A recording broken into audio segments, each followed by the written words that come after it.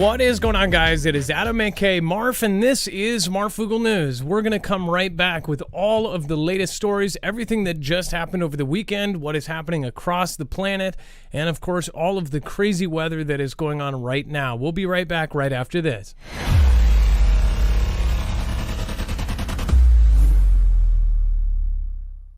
Nothing in the show should be considered legal, medical, or financial advice. The views of the callers can differ considerably and do not necessarily reflect my opinion, Dex's opinion, or anyone else who works with the show. You should always do your own research and consult with professionals. The internet is full of fake news, so please take everything with a grain of salt.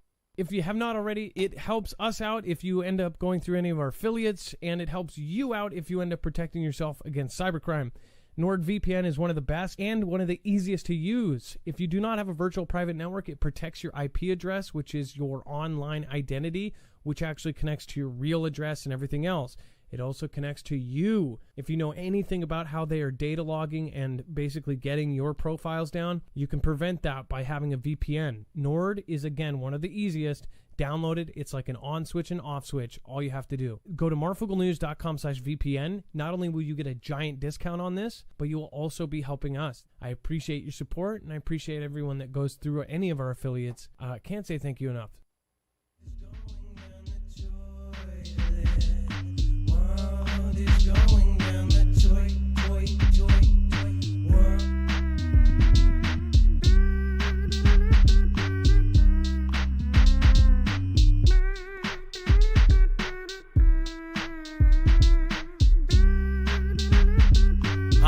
What is going on, guys? It is Adam, aka Marf, and this is Marfoogle News. Today we have a lot to go over.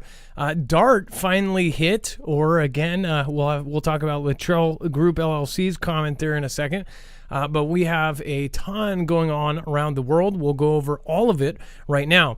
Now, if you want to follow along with the show, remember that not only can you sign up for our notifications directly from us, if you're not getting them from the platforms, and make sure to go get ours. All you have to do is go over and sign up for notifications. It goes right through Chrome. And then also you can sign up for our email list. Now, over on the website, you also get a full bibliography. Every single article, tweet, video, picture, document that we show you here today, we give you access to. That way, it is not only archived, but you can follow along. If you want to watch this on a TV and then grab a second device or an iPad and end up following along with the articles or reading ahead or reading behind, you can do so. All you have to do is go to marfooglenews.com. Look for today's thumbnail. This is just the beginning. It is possible to save our planet. By the way, that guy, I'll show you a clip of him in a minute, but if you just look at the picture in the upper right, he reminds me of the preacher, the super rich preacher that screams at you and does all that stuff. Something about that gentleman's eyes just really, they're a little bit... Yeah, I'll just show you the video and you can be judged for yourself. When you click on the website, though, you will see the thumbnail is right there. That's going to bring you to our bibliography. That means every single article, tweet, video, picture, document is right there. Now, I want to remind everybody, today is the last day to enter the raffle to win that classic 1966 GMC C10 raffle. If you want to go over there, we're, of course... Terry told us there's only 1 day left, so if you do want to get in, there's only 500 tickets. Dex, I do believe that they're $100 a piece, right?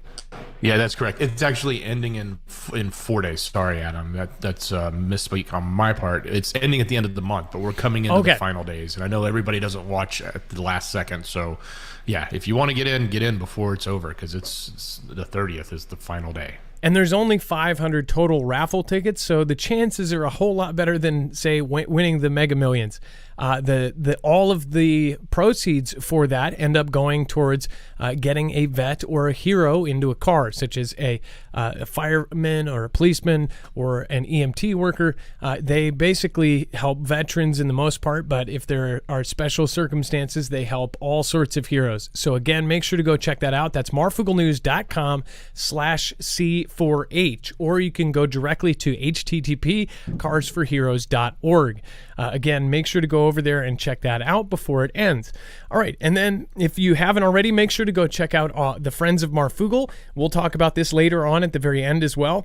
But all of the channels that surround us, all of our mods who do an amazing job keeping it peaceful down in the chat with 5,000 people in the chat. It's not easy. All of them have channels as well. Most of them are creators, authors, artists. Make sure to go support them as well. Make sure to go subscribe and make sure to, of course, follow them. And then all of the Friends of Marfoogle, and we have a very big Foogle fam, which is expanding every day. Make sure to go over and check out all the channels. These are all channels that we either personally vouch for or know that are, positive, pushing people up, helping people prepare, or helping you, know more knowledge. All right, let's bring in my co-host/internet brother, Dex James. What is going on, and how are you doing today? Well, hello, Adam, and hello, Foogle fam. I am doing just fine.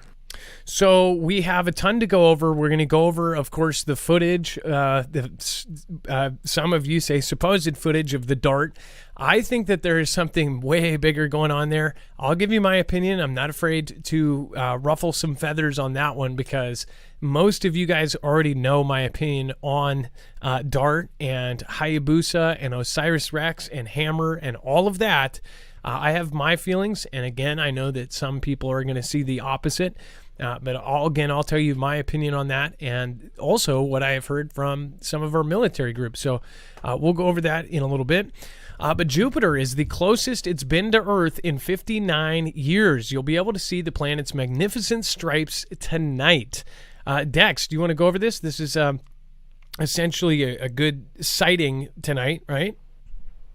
Well, yeah. So it's usually like up to 600 million miles away. So when it's this close, it's like half that distance of where it normally is. So it's pretty close for those that like to do sky watching, whether it's through a telescope or a high-powered camera.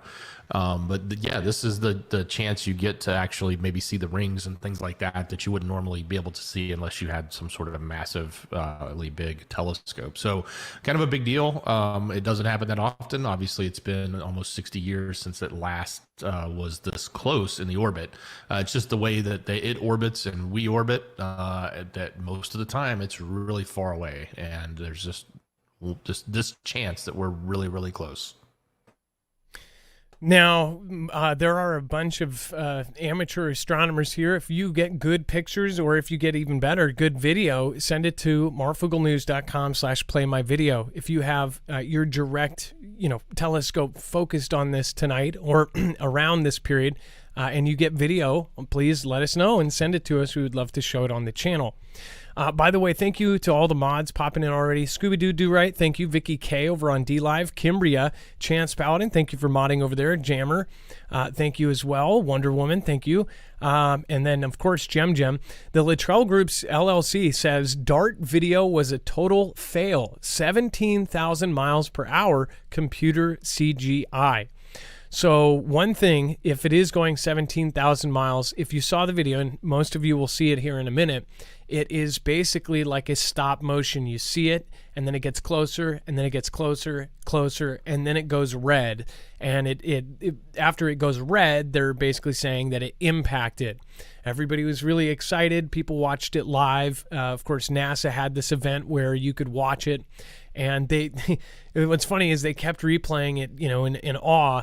But in reality, the video of it is like, 10 frames that it goes from far out to right up next to it, and then it disappears. It looks like somebody did, a first grade movie project, stop motion. So I could see why people are saying CGI. Well, also, if you're thinking if it's going 17,000 miles per hour, how fast would it go from, super far away to hitting it? What kind of camera would be able to catch that, even if it's at its fastest frame rate, the fastest frame rate that we can possibly go, so usually for slow-mo kind of stuff, then it would still be going so fast that it would move up so quick that it would look like that. I don't know. We'll talk about that here in a minute. We'll show you the video and see what you think. And then also the weird and eerie comments by this dude in the upper right. honestly, the woman right before him kind of echoed the same thing. So we'll go over that here in a little bit. That's not even the biggest stuff today. That is big as far as I have been covering this for years about the DART and the double asteroid redirection test. Essentially, they were hitting the asteroid with a spaceship, trying to nudge it off course.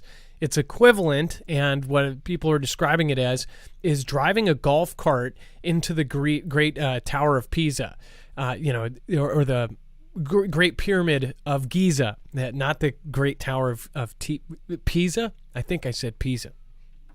Giza. Hurricane Ian nears Cuba on a path to strike Florida as a Category 4. This is really scary. We know people. I'm going to ask for prayers. Jay, one of our mods, is actually in the path of this. Just make a quick, ask for prayers for her and any of the other Foogle fam that are in the path of this. They are evacuating certain areas, and those certain areas, a lot of people are trying to prepare for this. This is a huge deal if it does hit as bad as they think it will. There are a lot of Foogle fam members in Florida. And of course, people are lining up to get sandbags to try to line them outside of their homes and their properties, hoping that when this does come, if feet of flooding rain comes, that they'll be able to save their homes or save whatever they can. Dex, you have family in Florida too as well. This is shaping up to be a really bad storm. I'm praying for your family as well. What's going on with that?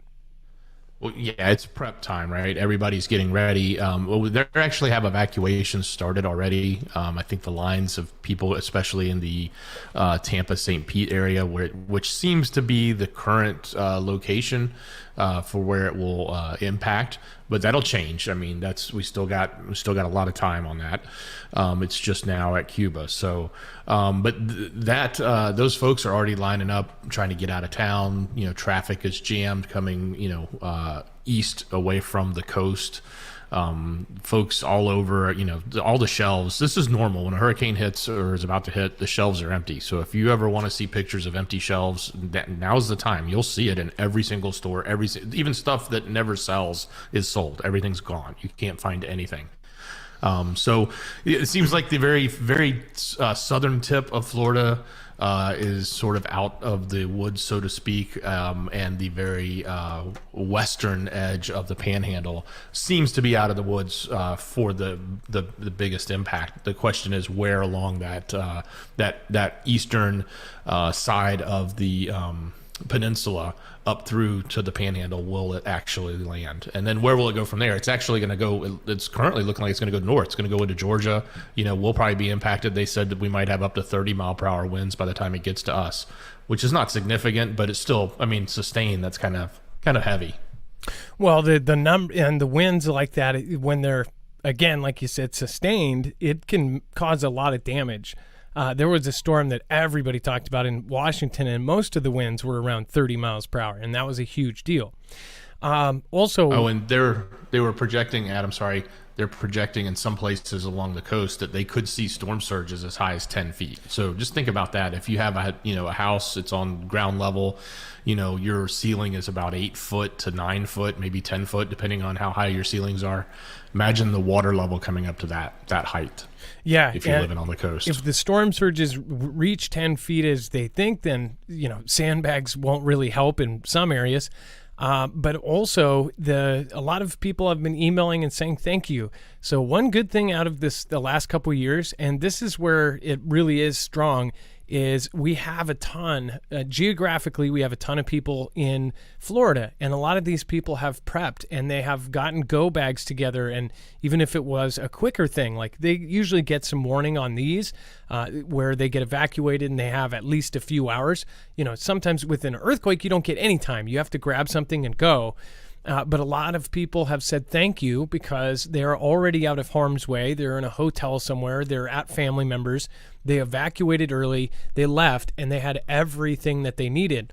Whereas others are going to the store, and as as DeSantis said, that, he was telling people not to panic buy, but he says that this is bad and there's already stores that are empty and they're trying to keep them and force them to try to keep as much food and much supplies on the shelves as possible. But this is why it pays off to be prepared. This is why, some other thing that may end up getting you prepared may save your life for something like this. A lot of folks said thank you, and that really is, it's a good thing. I have to say, it does feel good when we finally get something like that instead of the people saying, oh, you're just trying to scare people. We're not trying to scare people. We're trying to have, people make a solid decision of having an insurance on their food. You have insurance on your life. You have insurance on almost everything else. But the average person has 3 days food in their fridge or in their home. Now, I know most of you don't because you guys are preppers, but a lot of America does. And around the world, that's not a smart deal. And especially what I think is funny is some of the smartest people in the world, some of the most financially conservative and most educated people in the world are the ones that are totally without food and water and everything else. And they're the same ones when all of these unexpected events happen, they are stuck and they're knocking on somebody else's door to borrow something, or they're just out, they're at a shelter. So I'm glad that we were able to help with that. And if you were prepped because of us, let us know in the chat. Are you safe? Did you get somewhere? And, were you taken care of? Dex, go ahead. I have a little prediction here. I'm thinking, just looking back at like what's been going on for the last year, especially with all the relocations. And I recall everyone saying that the largest city or the biggest growth city in Florida was Tampa, because of all of the transplants, like everybody moving in from these other states, whether it was New York or Illinois or really Chicago or even California, right? A lot of people have transplanted into Florida, I guess, getting away from other things.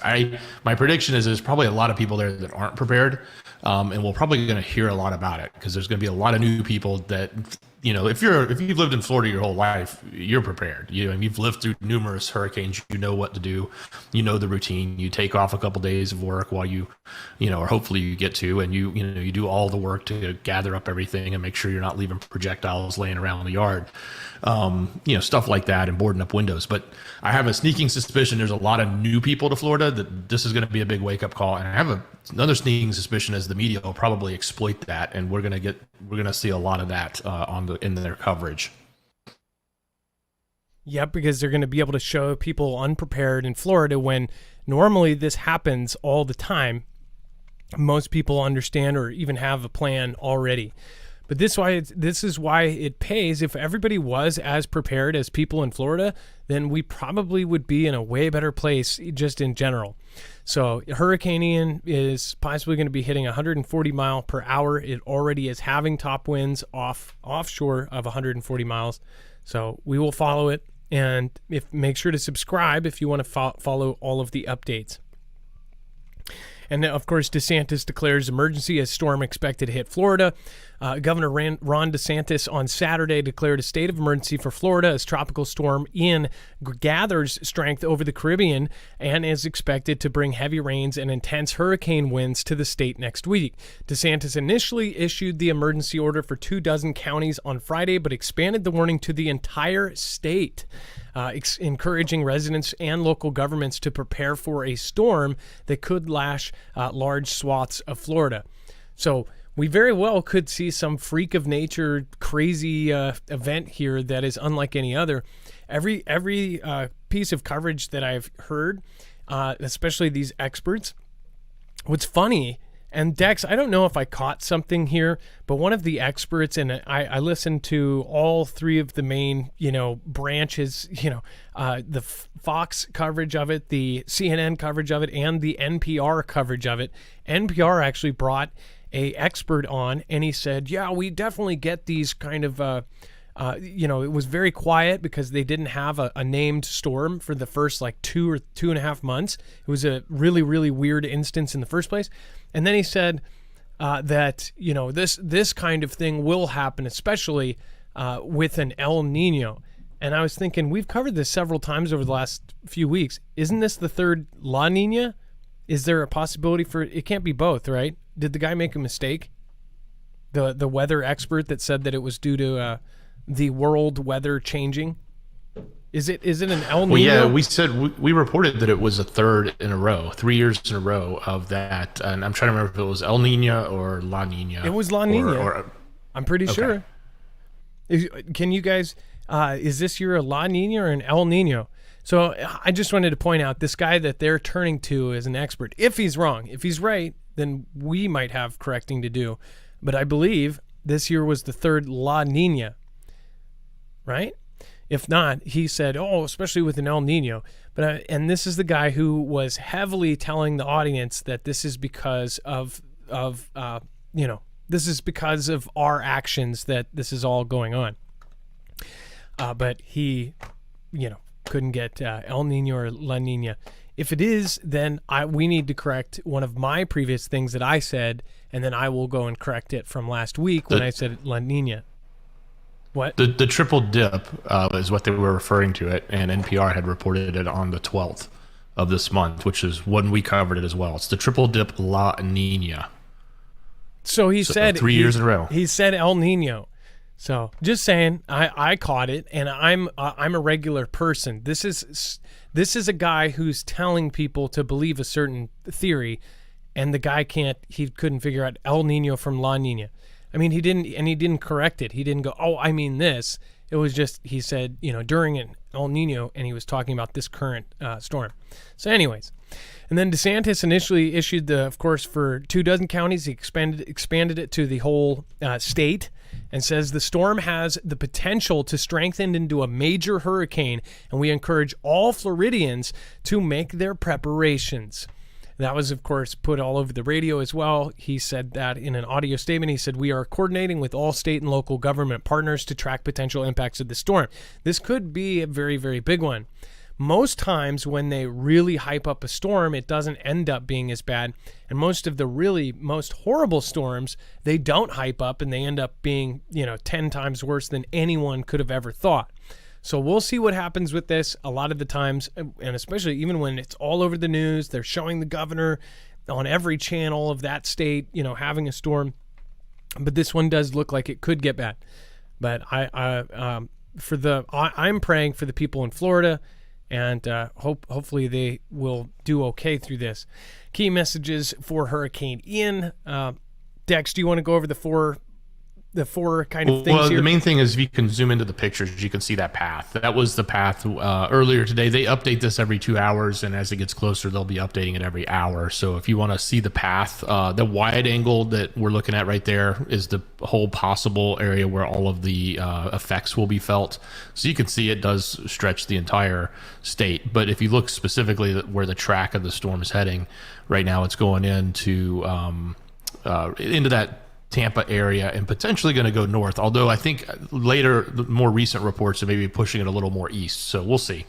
This thing changes, it'll keep changing. They're saying it might even stall. If it stalls in the Gulf, it's just going to intensify from the warm waters. That's not necessarily a good thing either. You want it to move faster. That way, and if it stalls and it slowly goes onto land, then people are just going to be completely drenched and have all that storm effect for a long period of time, as opposed to it just moving across like they normally do. Well, as you can see, you completely have eclipsed the state of Florida. You can kind of see it behind this graph, but essentially this graph essentially covers the entire state. There's some places on the very east coastline that aren't in the direct red line, that are in the yellow, but pretty much everywhere under this prediction, it would be all of Florida. So not fun. So really, really hoping that everybody is going to be okay.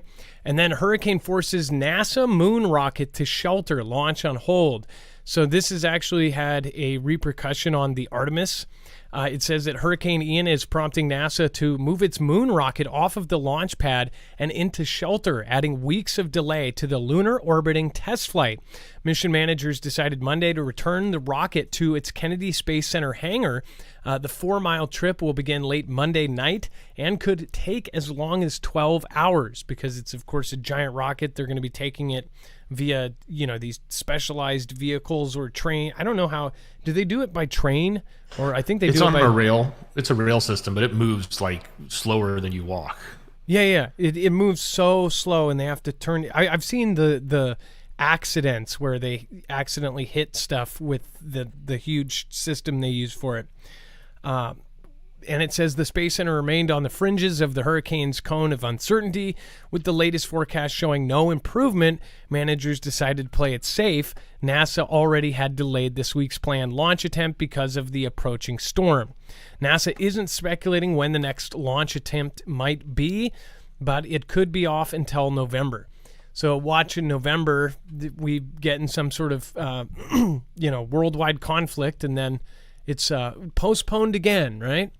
Most people that don't believe in the stuff are like, yeah, of course it's delayed. They're not going to the moon, right? But one thing I do want to point out is we're in such a crazy time where they're talking about going back to the moon. Think about how impactful that was the first time around. And of course, everybody has their doubts about that, including, there's all sorts of crazy rabbit holes you can go down on that one. But as far as now, you would think that they could do it, right? If you didn't believe that they did it the first time, you would think that they would be able to do it now. So either way, we'll see what happens. We'll follow it. And of course, we will be covering each step. And then billionaire bunkers, how the world's wealthiest are paying to escape reality. Dex, you want to go on this? This is actually an extension of kind of the stuff I've covered and we've been talking about for a long time. Yeah, we keep talking about what all of these, billionaires are doing with their money when it comes to preparing and getting things. So this covers a handful of different scenarios, but different locations. Like there's this one guy who's building multiple ranches with a $3 million investment where you're, guarded by Navy SEAL teams. And you have this, secret, farming off-grid location for a bunch of rich millionaires. They talk about another developer out of, I want to say it was in Texas, where they have a luxury bunker that runs up to $9.6 million. It's called the Aristocrat model. It comes with a private bowling alley, swimming pool, bullet-resistant doors, and a motor cave exit, so you can sneak out kind of like Batman.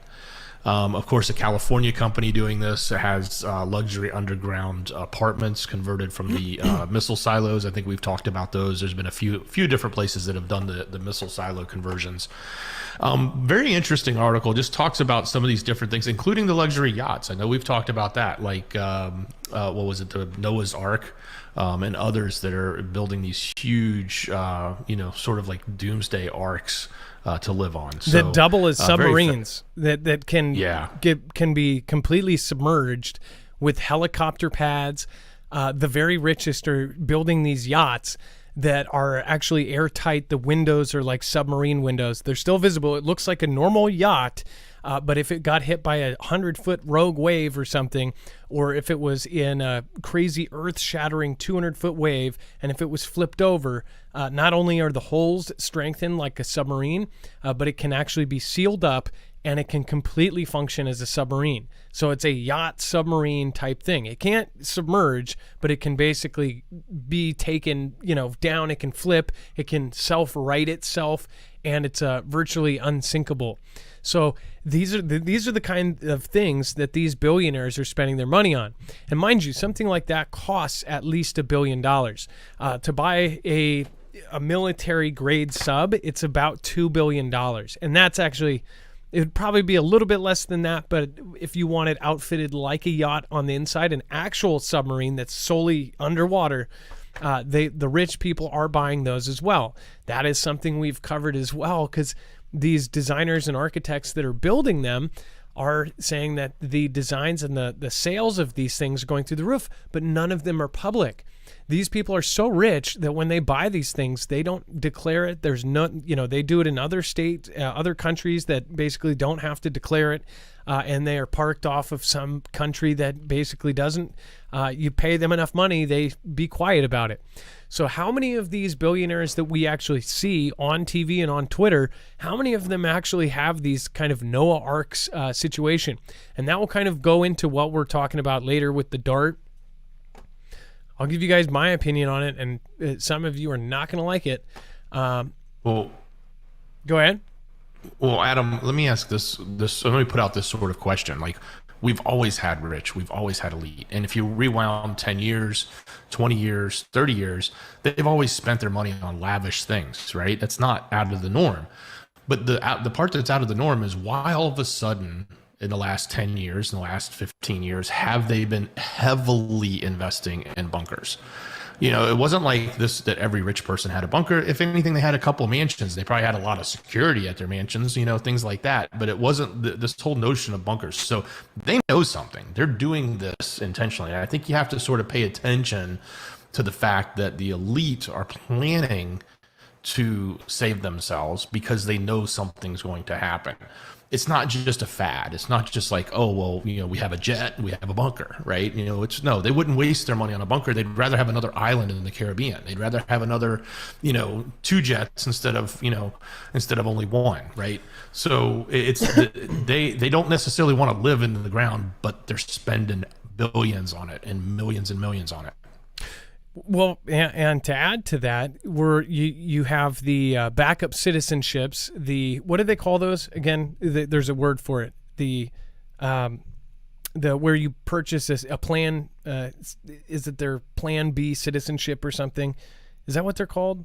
It's essentially a purchased citizenship, and we covered how there are more of those being sold right now than in any other time in history. Places like New Zealand, places like, you know, Greenland, places like several islands are actually taking these people in, and they're doing dual citizenship. They're buying citizenship there for their Plan B. So that has happened. Of course, you have some of the biggest experts in this field saying that they're getting pulled into these rooms with the richest people in the world, and they are directly asking them. They are taking time out of their busy schedules. They're flying somewhere in secret to meet and to ask all of these questions about this. And it's happening more and more and more. Now we've had 2 more experts say that they have gone to several of these types of meetings. And we're not talking about normal rich. We're talking about Bezos and Musk rich. These guys are actually building bunkers. Some of them are actually building bunkers with people like Atlas. If you hear from Atlas Survival, the one reason I 100% believe that that he's partially telling the truth about all of these sales of these survival bunkers is look at his business. I have followed him since he was I don't know how big he is on YouTube, but I followed him since he was roughly starting off on YouTube, and his company, he showed his company and how big it was. His company is rapidly expanding, and that means that he is selling a whole lot of bunkers. Now, whether you want to debate on how much the bunkers cost, he's working on some that are really, really, really elite. So that much you can tell by the growth of his business. So that's kind of a freaky notion to think about. But I do want to read a part of this because it says he founded Safe Haven Farms, a maximum security compound to ride out the next demic or climate-related change disaster, and those who can afford to join him will also have a shot at survival. He promises, at least. It says, but the price tag isn't cheap. A $3 million investment in this startup isn't just about getting admission. Members also, quote, get a stake in potentially profitable network of local farm franchises that could reduce the probability of a catastrophic event in the first place. So think about what that sounds like. So first of all, Dex, they're buying these farms, right? This local farm franchise type thing, and these are survival farms. Who else just bought a ton of farmland? Isn't that? And not only who else, what other country is buying farmland? Don't you think this is kind of weird? Very weird, and absolutely, you know, you're right on point when you look at this and you think about, you know, these people are putting together almost like their own little mini country within, and there's the irony is like they're not going to be looked upon as being bad people like other people that do prep and maybe try to be resourceful and pull their resources together, as history has shown. No, it's not. And I'll just show you the person that just bought a ton a ton of farmland. Most of you guys know this guy. Why is Mr. Gates buying so much farmland? And we're talking about a lot. And it says that Gates is buying up yet more farmland. In a food crisis, Russell Brand discusses the billionaire. Look at that. Why are some of the richest people in the world? Why is Xi buying so much American farmland? Why are people buying farmland all over the world? In certain places, too. In some places, no one is buying farmland. In fact, it's the opposite.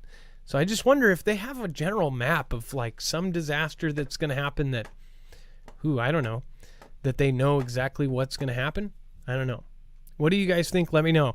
And then, by the way, Mirror 504, thank you so much for your support. I appreciate that. Latrobe Group LLC, again, agree with you in much part about the how bad that video looked, but I'll show you guys in a second.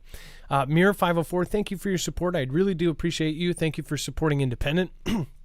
Alex Hawkins says, random thought, don't worry. What would happen if a big atomic boom were to land right before a hurricane comes onto land? Nuclear hurricane. That would be pretty low. If a hurricane was about to hit land and, say, an adversary launched something, then I would guess that it would push radiation all over the place. But I don't know. It's funny. Nobody even really talks about that because it's a step beyond thinking of the unthinkable. It's thinking the unthinkable and then combining it with another thinking it, the unthinkable. It's thinking of something that people totally push off in their brain as totally unlikely, along with another thing that they, push off as totally unlikely. That would not be fun. And then a bunch of new people just subscribed. Thank you for over 5,000 joining us. You guys we have not covered some of the coolest things of tonight, so good timing to pop in. Darren Huckabee, thank you so much for subscribing. A bunch of new folks take away 9 minutes ago. Thank you. Vic says Plant City is just outside of Tampa and things are getting wild there. People on edge, gas stations running out of gas, stores rationing water, and of course lived here my whole life and the transplants are panicking. So Dex, Vic is actually saying that Plant City outside of Tampa, that all of the people that just moved there because they didn't want to deal with the laws of California or wherever else they transplanted from, they're freaking out. They're clearing the shelves. And who knows? Actually, a lot of the people that went there in transplants, they're probably screwing it over for the regular people that don't panic buy. And now the people that don't panic buy have nothing to buy. Yeah, this is going to be a media frenzy. They're going to eat this up, and it's going to be unfortunate because a lot of people are going to, have a really hard time with this if it hits. I also predict that the political side of this is going to play a big role, given the fact that what we're going into the season and the fact that this is going to hit into that state. I have a sneaking suspicion that between the federal side of our government and that state side, which are kind of opposing, we will probably see a ton of coverage about this and this type of stuff, and it'll be really heated. I'm just predicting it now. I hope I'm wrong. I absolutely hope I'm wrong, but I bet that's going to be the case. No, I don't think you're wrong. And even if it does end up not hitting and it only hits one spot really bad, guess what part all of the media is going to show? It's going to show that part that is absolutely devastated. They will use that footage 100% of the time when they're talking about the changes. And, of course, that will be repeated over and over and over. And they'll talk about all of the different initiatives that they need to get into place and push people into getting. The thing is, this isn't going to affect, half of the country, but that half of the country, they're going to show them such horrendous things. That's how they get to convincing. So we'll see what happens there.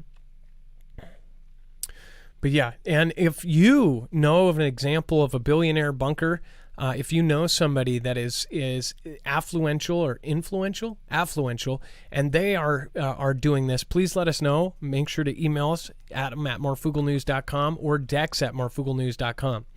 And then before we move on, new Striketober looms as U.S. walkouts increase amid surge in union activity. We'll talk about that here in a second. So many different strikes all at the same time. I do want to remind all of you, if you haven't already, if you are looking at a situation where if you're anywhere in the country, most places can have a loss of power. Now, it doesn't have to be an SHTF situation for you to lose your power. It can be just a local storm. It could be somebody down the street hitting a pole with their car. Sadly, our grid is not only old and outdated, but it is fragile and vulnerable. If you want to secure yourself against that, I highly recommend getting a generator. Now, Energy is a solar generator that can be run off the sun. This is one of the best out there. It is not a cheap, Harbor Freight generator. This is one of the best in its league, and it is modular, which means it can actually be altered and expanded up to 96 batteries. So if you want something that you can just take and throw in your truck with one battery or two batteries or even 5 in one stack, you can do that and run, and most people will get it along with even one. But if you want something that has hundreds of hours of power, you can also do that as well with this same system. They can stack in stacks of 5. As far as the batteries, they're 1,000 watt hours, so each one packs a punch. They are all extremely high quality, and each one of these, as far as the head unit, is absolutely silent. So when this is running, people from 4 blocks away cannot hear you. That is the last thing you want, whether it be an SHTF situation or something like what happened in Hurricane Katrina, where it's weeks without power. You do not want anyone knowing that you do have power, because there's going to be a whole lot of desperate people, and they're going to be listening for those engines running in your backyard or in your house or wherever. Again, this is even cooler because you can have this inside. There's no noxious fumes that are running. There's no gas, so you don't have to worry if the local gas station has a line for 4 miles.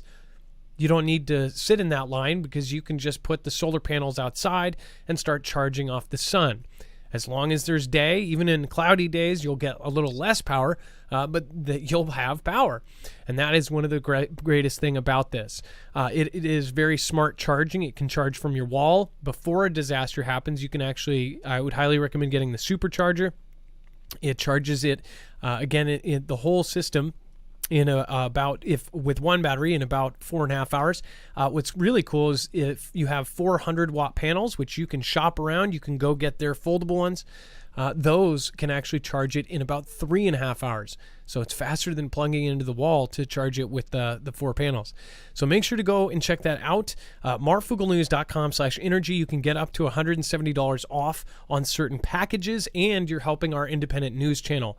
So again, this has already helped people. People have gone through local events, earthquakes, little storms, of course, power outages and freeze-ins over this last winter. And again, this is a really awesome system. They're also coming out with other products that will be better for everybody. This is a real deal Holyfield full-on system. If you want an all built-in one, now they have the Kodiak X2 coming out in December. That can brag the most charge cycles out of any unit.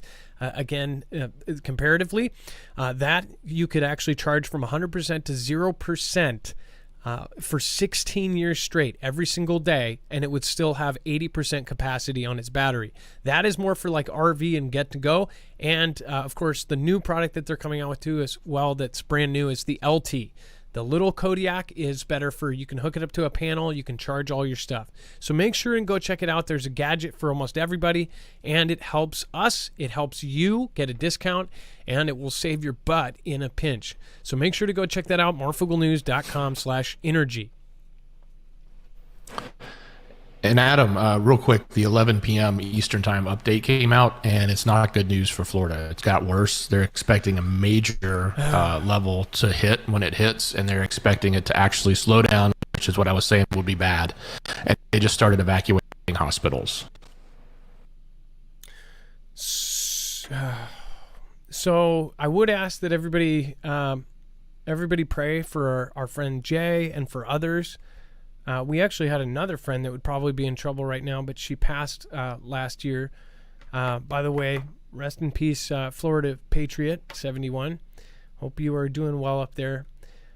So that is not good, and I hope that all of you guys are safe. I hope that you are watching from somewhere safe. and I'm praying for you, and I really hope that everybody gets out in this. I know that, not everybody is, so I hope most people took the advice and got out of there. Yeah, if you're listening to this and you're in that area and you can evacuate, you probably should. You've got a couple days, but you should heed the warnings and do it. Don't ride this kind of stuff out. Last thing, where this is hitting, just for what it's worth, they haven't had a storm this big in that Tampa area in 100 years. So modern times, they're not used to this there. I mean, they are in most of Florida, but it's not like they're oblivious to it. But we've talked about the transplants, but keep in mind, it's been 100 years since they've had a storm hit in that particular area at this level. And Dex, there might be breaking news. I don't know. Hold on here. Do we already have that? Do we already have the Nord 2 stuff in here? Let's see. I'll go check. I know there was something about the pressure drop. Is there something new? That it might have been attacked. No, I haven't seen that. I'll go pull it. Yeah, I didn't either. So if something happened to Nord 2, the pipeline between Vlad's country and Europe, then we will update you guys on that.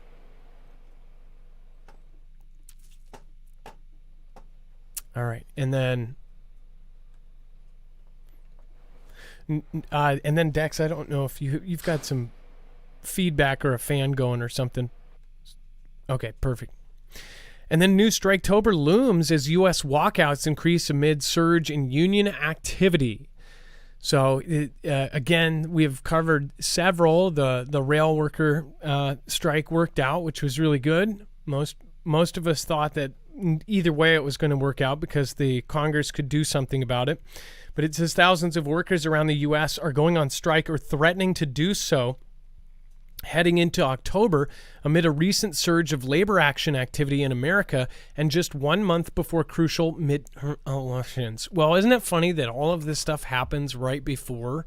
It always happens, and who knows? Maybe somebody will come in and save the day and the approval ratings will go through the roof or something. I don't know. But it does say support for labor unions in the U.S. has grown over the past year as a surge in organizing has resulted in workers winning union election at major corporations, including at Starbucks, Amazon, Apple, Chipotle, Trader Joe's, the Oogles, REI, and Verizon. Mass firings, wage cuts, and open hostility. Workers are still unionizing despite obstacles. It says union election petitions increased 58% in the first 3 quarters of fiscal year 2022 compared to last year, and public support for labor unions is at its highest point since 1965, according to the most recent Gallup poll, with a 71% approval rating of labor unions in the U.S. So a lot of you are involved in some of these. I know that nurses here were involved. Rail workers in our Fugel family were involved with all of that, and we're going to strike. There was, of course, I forget there was a third strike. It was a pretty big one. It wasn't supply chain affecting, but it was another big, huge strike. There, of course, have been teachers' strikes all over the country. And it says, according to the Labor Action Tracker at Cornell University, strikes in 2022 so far have significantly outpaced strike activity in 2021, with 180 strikes involving 78,000 workers in the first 6 months of 2022, compared to 102 strikes involving 26,000 workers in the first 6 months of 2021. So that's almost 4 times as much. 26,000 workers involved, almost 80,000 workers involved. 102 strikes last year. We're already at 180 this year. So we're already on track to hit 200 different strikes happening and over 100,000 workers striking. It says the tracker recorded 41 strikes that started between the 15th of August and the 15th of September involving 35,000. So a huge chunk of that was just in the last month. Why? Isn't that funny? All of this happens right before all of this other stuff. Most of it seems like it's somehow navigated right into because this stair step of what's happening right now as far as inflation and everything that is happening with what is it called? Is it stair step inflation? What is that term called where you have inflation goes up, so then they try to get companies. The companies have too many hirings, so they fill too many positions. If anybody knows that term, I want to look it up and get the actual definition, because I'll just bumble my way through it. I get the general understanding of it, but essentially there's more openings. There's tons of jobs out there, and when that happens, basically the government wants the companies or corporations to lessen the openings and to close down the market there of jobs, because when there's more people hiring, it makes the if the job market is more scarce, then it affects the whole kind of rigmarole. I'm just going to bumble my way through it. I'm trying to be an adult, I swear. Unlike all these other kids out here.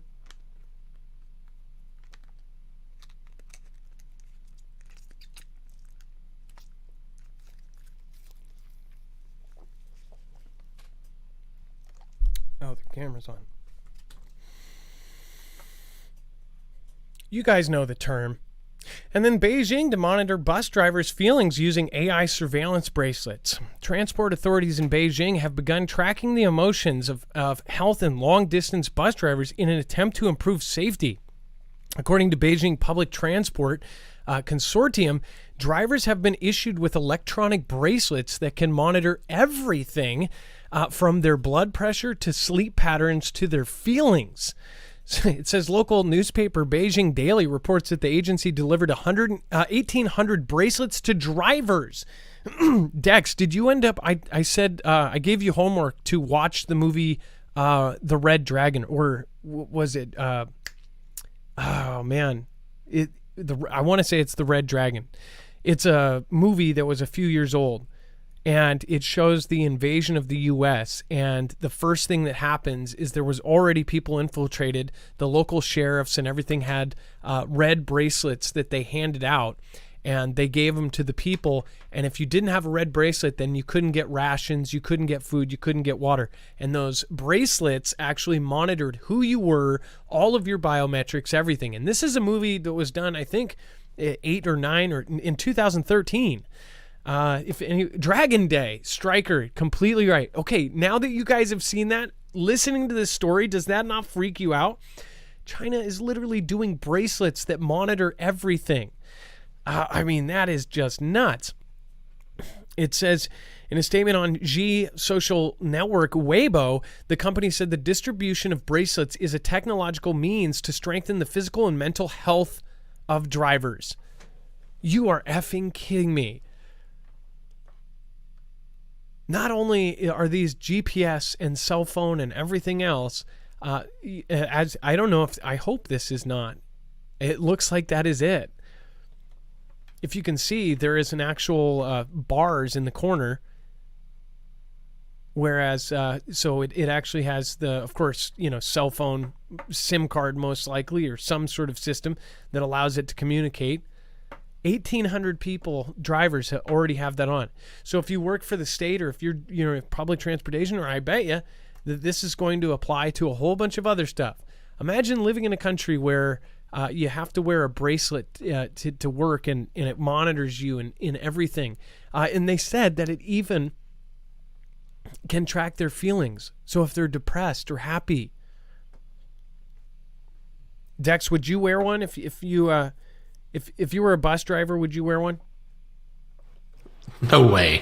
That doesn't make that's just taking it to a totally new level. I don't think that they need to have that much information about us, and we have the choice to wear a device or not, and you can choose to put one on and use it for your own use. Like maybe you want to go swim laps and keep track of how many laps you're swimming, and then take it off if you don't want to wear it the rest of the time, right? But to then be forced to wear it all the time, or forced to wear it as part of your job, that just takes on a totally different level of security, or of privacy invasion. No. This is pretty incredible. So first of all, I believe they used an event, and it's very common that they use some sort of big event that everyone is hurt by. Their heartstrings are tugged. It says the initiative follows a bus accident last week in the city of Guiyang, which took the lives of 27 people. Right?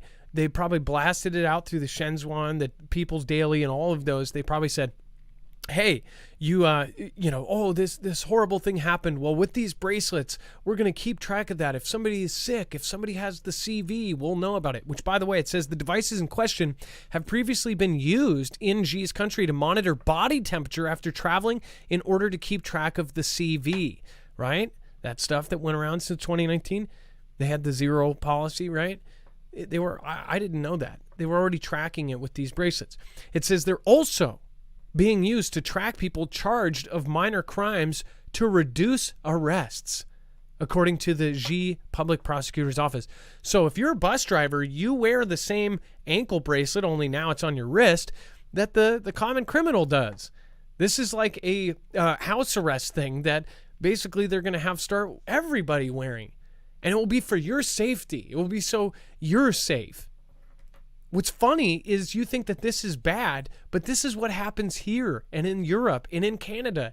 All of these other places, they just hide it a lot better. A horrible event happens that we start screaming like, we need to be safe. We're not safe.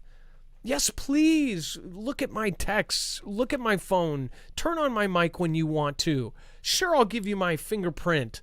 Oh, you need my biometrics, my iris scan? If it makes me safer. Facial recognition, let's go! That's literally what we did. Well, we didn't, but idiots did.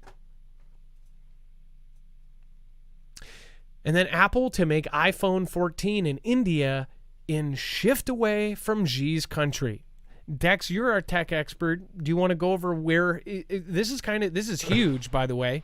This is, I mean, we talk about everything being in Xi's country, and this is one of those. I mean, the chips come from other places, but the assembly, the manufacture, and even the shipping. I mean, if you get an iPhone, a new one, it is shipped from Xi's country and then comes through customs and then shows up at your door the next day.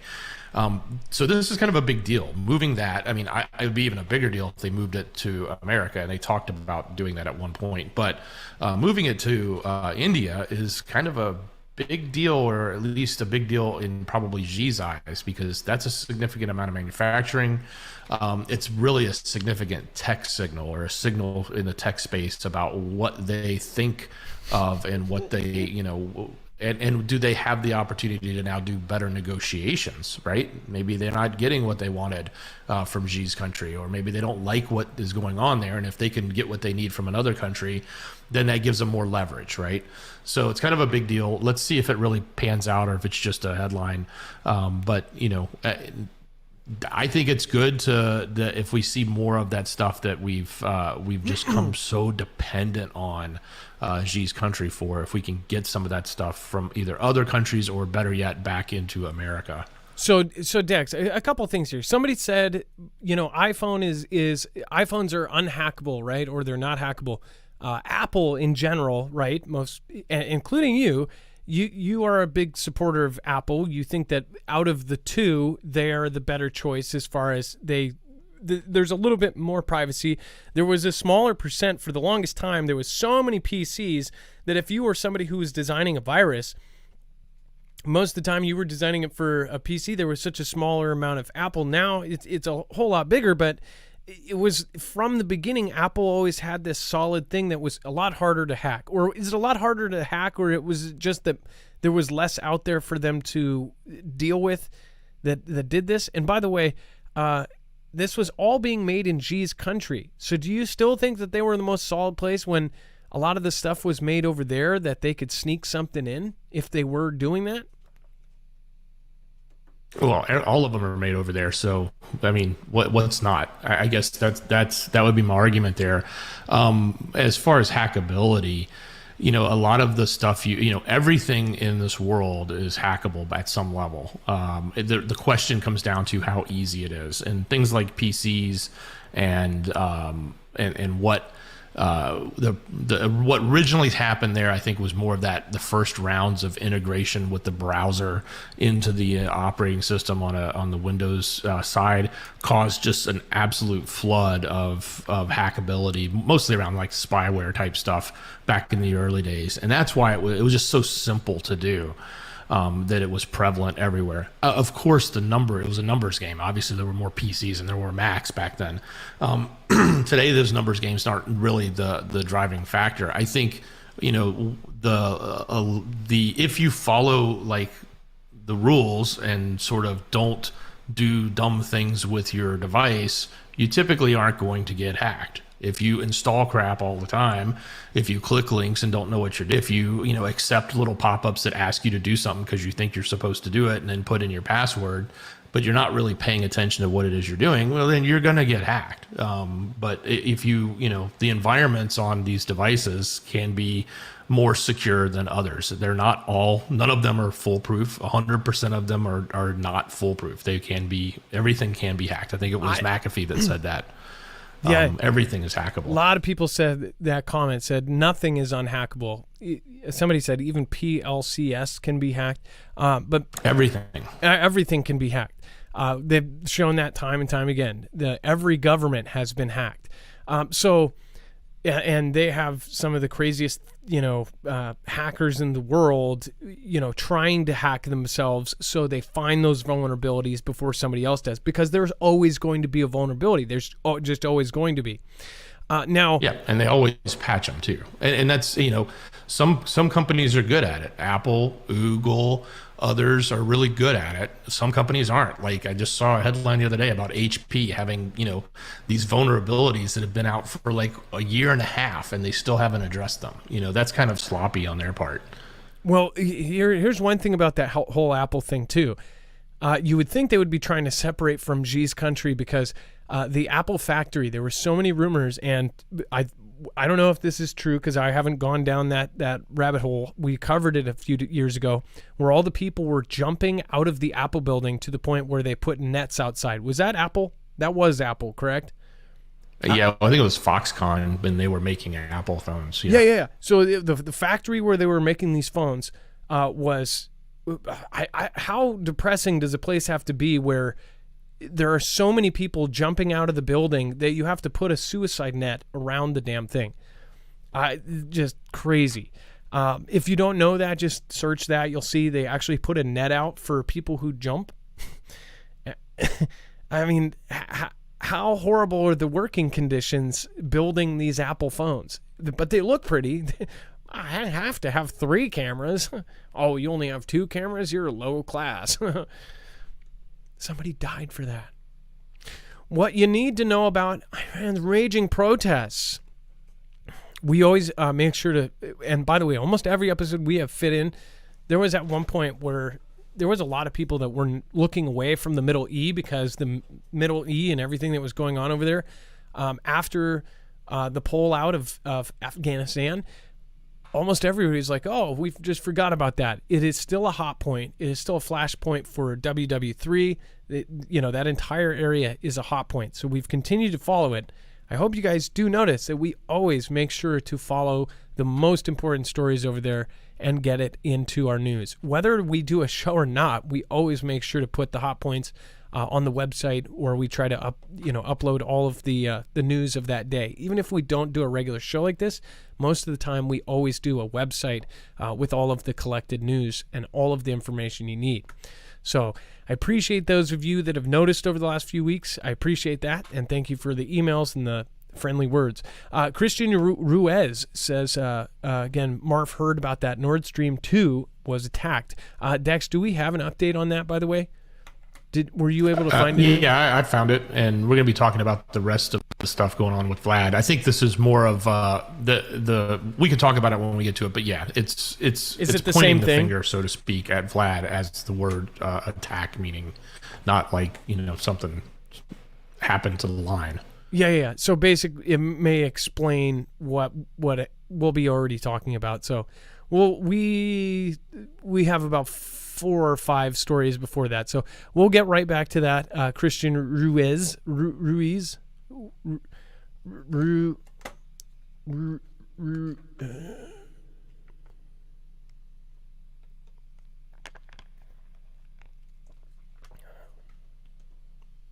I'll try again later. And then before we talk about the U.S. carriers, South Korea ships launch drills amid North's threat, I do want to remind everybody, if you haven't already, if you want to protect yourself against an EMP, you can go do so at EMP Shield, marfooglenews.com/EMP. You can get $50 off per device. The most important one, I would think, is the car version. It can be wired in about 10 minutes, 15 minutes if you really don't know absolutely anything. It is really easy to do. We have Foogle Fam on the Marfoogle Friends page, specifically Bones, who actually did it in a very short video. You can go to Marfoogle Friends to find that, and he is actually at the very top of the mod list. Go to his YouTube channel and you'll find that video. But again, if you haven't heard about this, this is the same company that during T-Man's administration ended up getting called up with a lot of other companies during the executive order to harden our grid. And they have worked with agencies like DHS, DOD, and now they're officially on the DEMSO team helping protect the Texas grid. This is an amazing company. They're a veteran-owned company, and they're also 100% American-made down to the screws. So their factories don't have nets outside of them. In fact, they probably have a bunch of, bushes, trees, things like that, and sidewalks and things. marfooglenews.com/EMP. Not only that, it can protect you from a Carrington level event. It can protect you against the natural version, of course, the solar flares and CMEs, the coronal mass ejection. So we have not had one of those since the Carrington level, since the Carrington event, and that was when we did not depend on technology and our infrastructure wasn't completely and utterly dependent on our electricity and everything else. If an EMP hit and it hit now, we have no idea what would go on, but estimates that 90% of us would perish, and that's mostly because we would not have drinkable, potable water. So if you want to protect yourself, your house, your generators, your cars, even your energy solar generator, they make one specifically for that, you can get it over at marfooglenews.com/EMP. They also even make one for your motorcycles and, of course, your boats. All right, and then moving on, U.S. carrier South Korea ships launch drills mid-north. We always follow. If you're new here, we have a bunch of new people tonight. If this is your first time, we always follow all of the drills. And that is because, coincidentally, a lot of these drills throughout history have actually coincided with a real event. Obviously, there's a pretty big one that most people think of when this is mentioned, which is September of 2001. They were actually doing a drill that was very eerily similar to what ended up happening. In fact, that's why they couldn't make it, because they were somewhere else doing a drill for that event. But this is a pretty big one, and it also ties in because the North, NK, Kim Jong, actually put it into law that if there is any idea that they are going to either take him out or anyone in his circle, if somebody so much as if he gets a Kool-Aid and he drinks juice boxes all the time, if his juice box is tampered with, he'll launch nukes. And I'm joking about the juice box. Well, not joking about the juice box. Actually, I'm not joking. If his juice box was tampered with, then it would launch nukes. Essentially, the law put into place, if there was any smelling of anything weird, then they would just automatically launch nukes. Yeah, it sounds crazy, but that's kind of at whoever they think it was, right?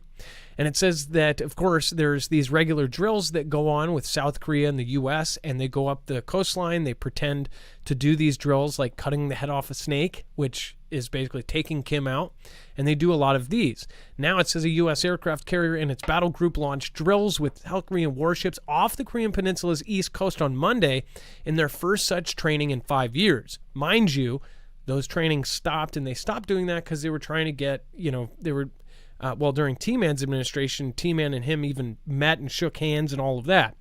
But it says a day after NK test-fired a short-range ballistic missile in a possible response to the exercise.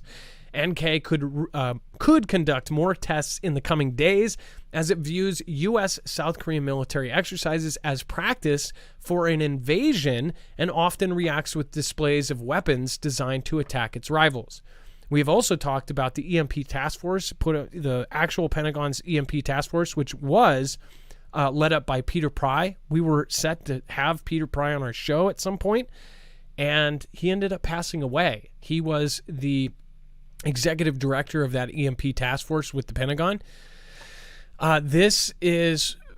That task force essentially said that NK is one of our biggest threats, and that they already have the ability to hit us with an EMP, and that they have already had a ton of these things working out. So this is kind of a really touchy thing right here, and it says the 4 days of drills are aimed at demonstrating the Allies' powerful resolve to respond to NK provocations and improving their ability to perform joint naval operations.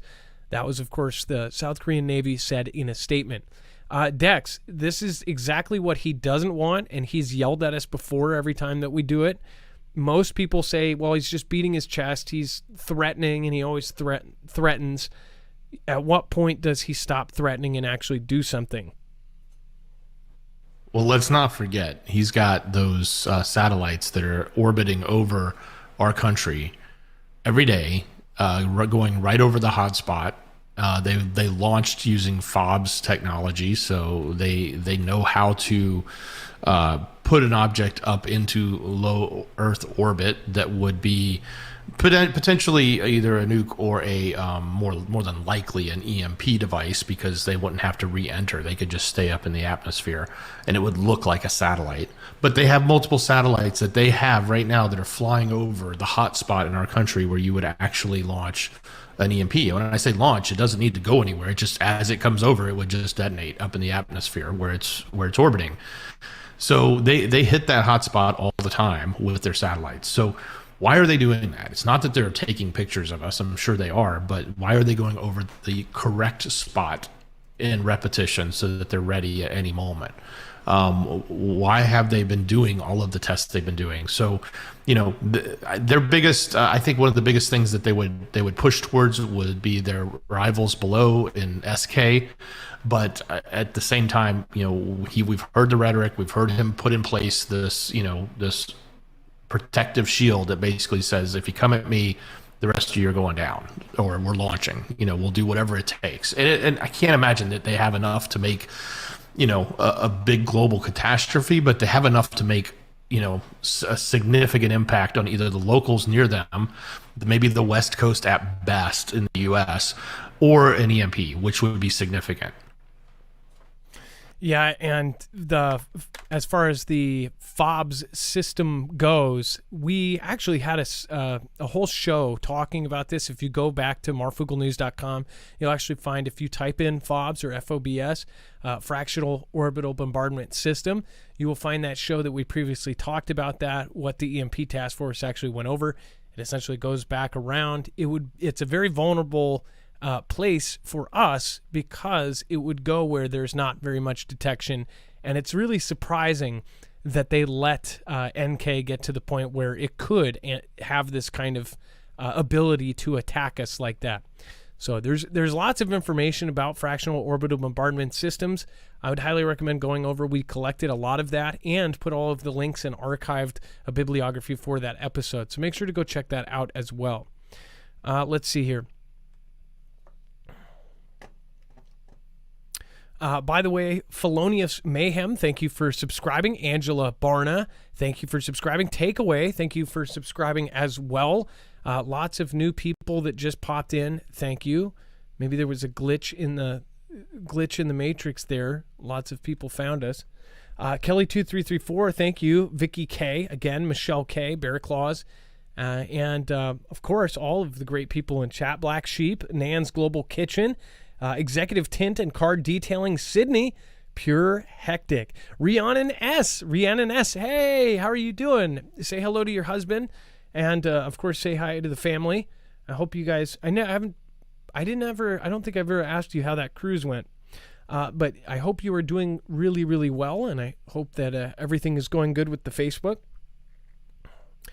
Which again, if you haven't, there is a Marfoogle Facebook. Rhiannon runs it. She does a great job. Let's see here. Let's see.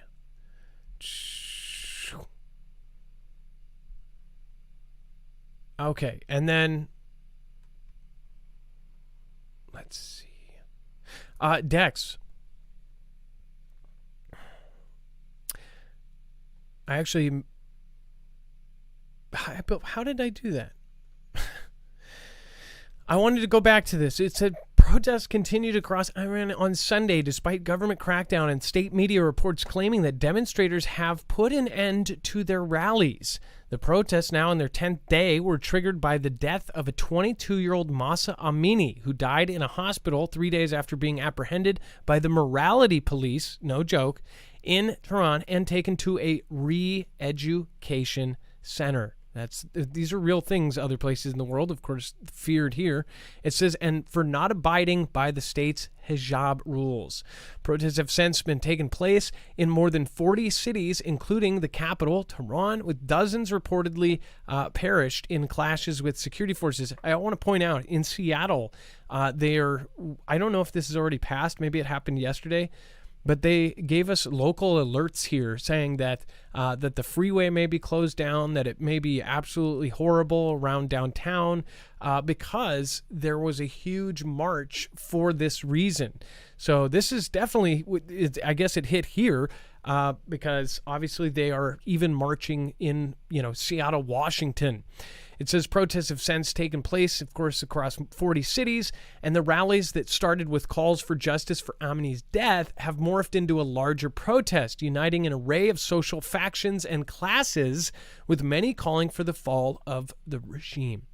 Isn't that funny? So, and by the way, they're not great people, and the Ayatollah there has actually put out some really cryptic stuff, even put out a video, officially tweeted a video from the Ayatollah, the supreme leader or whatever, of a video that simulates T-Man being taken out on his golf course. Okay, it had a drone, and then it shows Soleimani at the very end, and it basically says that, you took out our hero, we're going to take out yours, kind of thing. And that place is not great. But what I will say is I think it seems weird that everywhere across the globe, everybody is now there's a lot of support to take out the leaders of this place. I reminded you of the other day, we talked about the movie, 2013 movie as well, RoboCop, how they showed in the future of these bipedal robots, the Ed 209 and Terminator-looking things walking through the streets of iCountry, and essentially scanning all of the people in the streets. It's almost realistic at this point because in the next couple of years, it very well might be, unregimed, or they might be replacing their leaders. I don't know.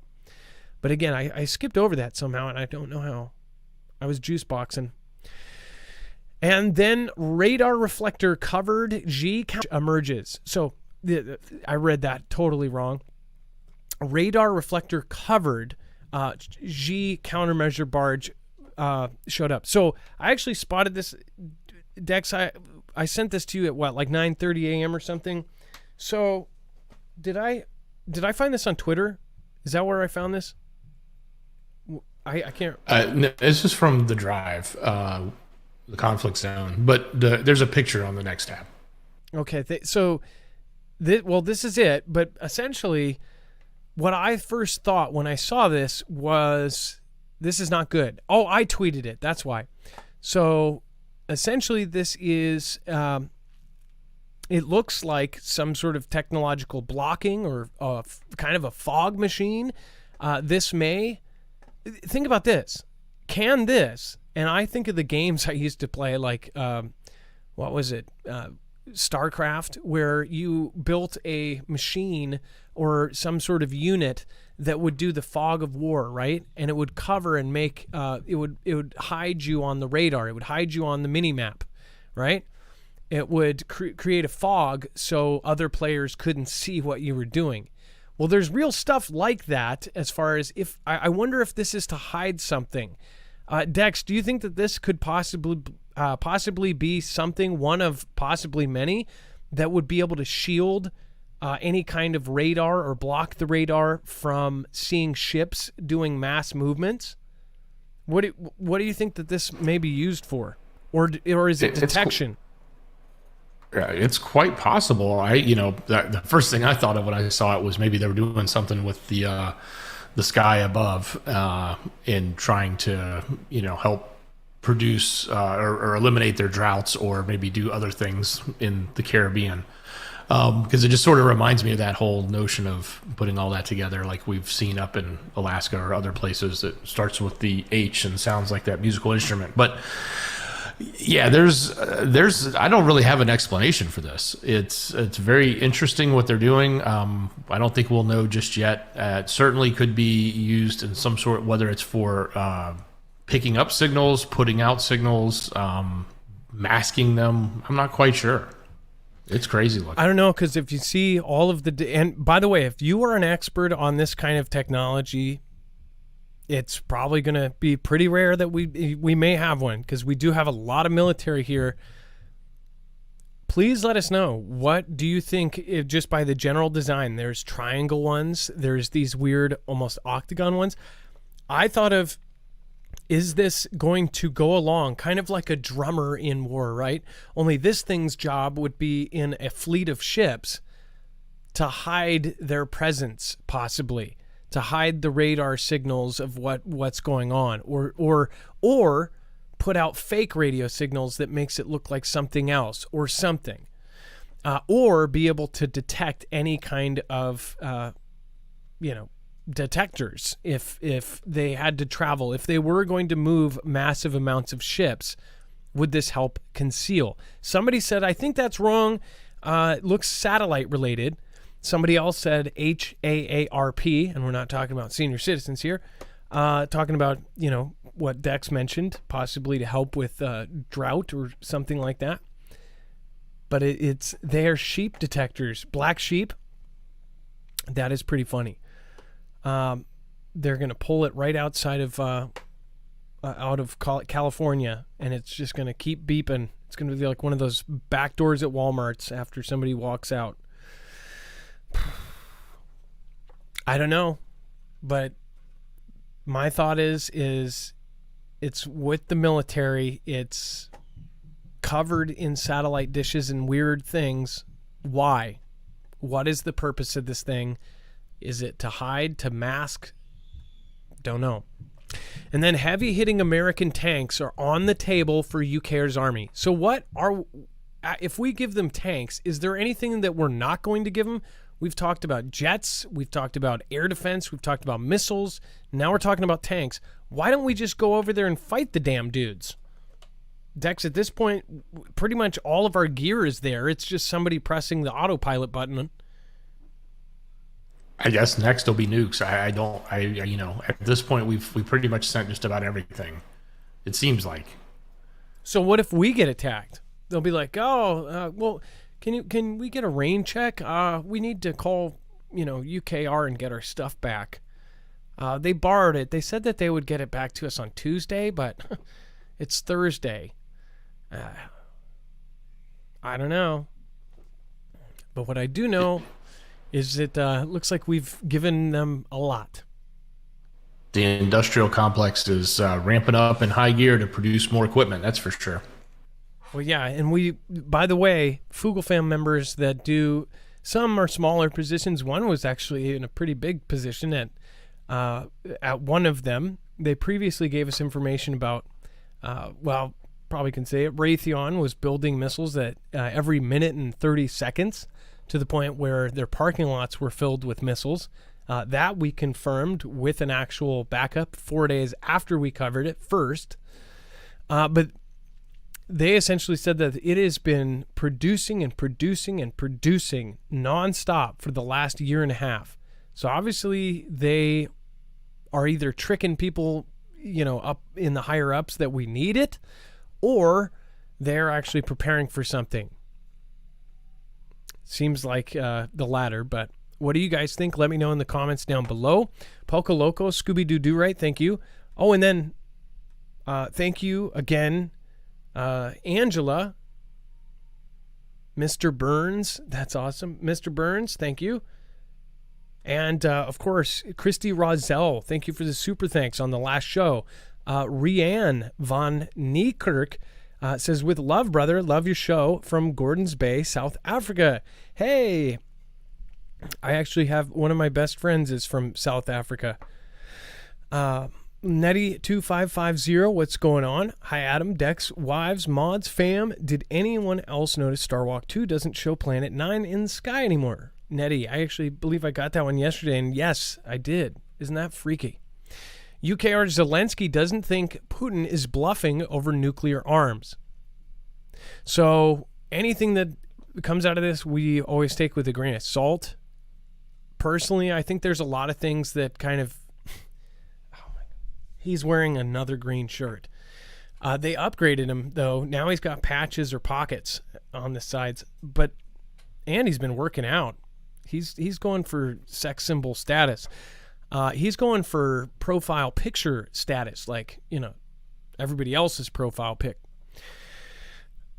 First of all, I can't get past that he never wears anything but a green shirt. Sorry.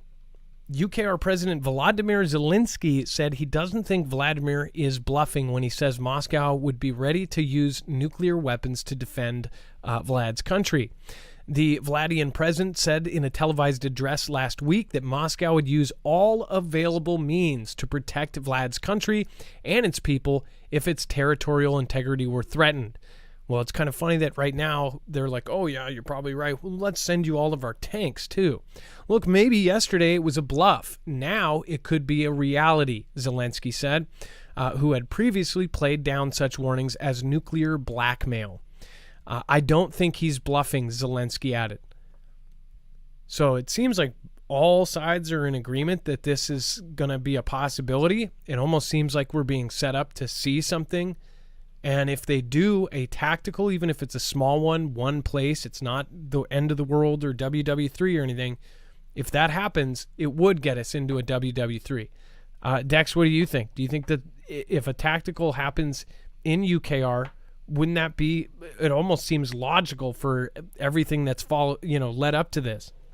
And not saying that I want it to happen, but it seems like we're being set up for it.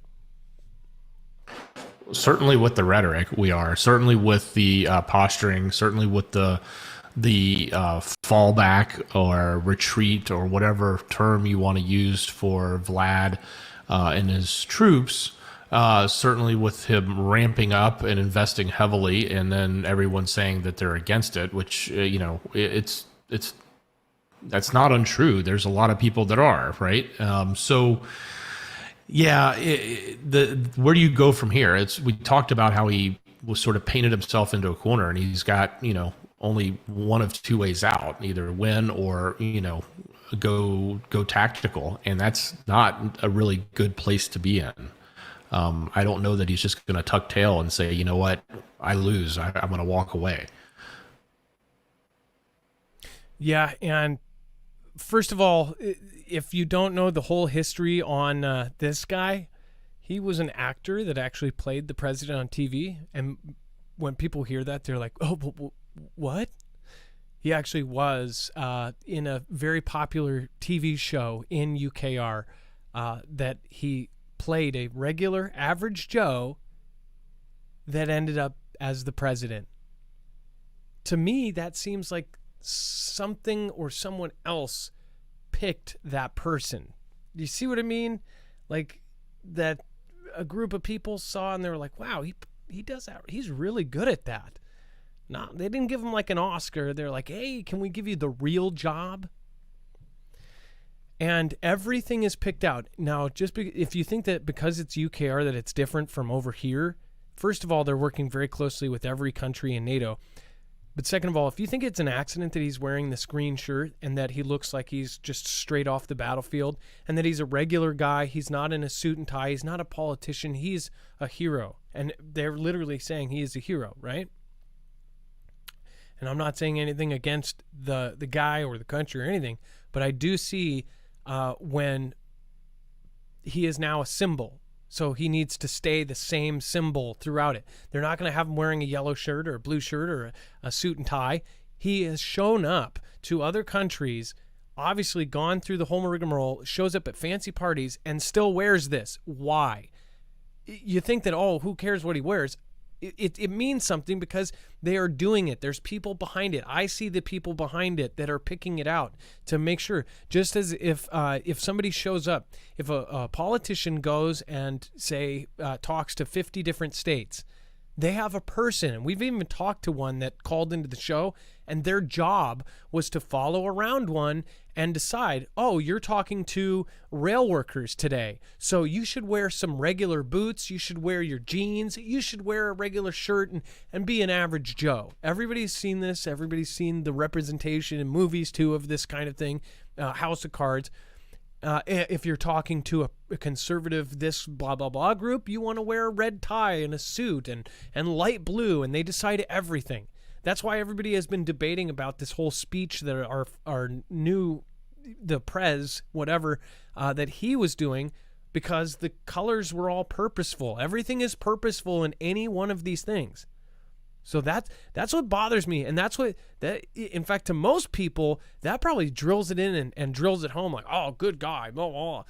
To some of us, it's like, okay, that's suspicious. Why? Every single time. I mean, it's just weird to me.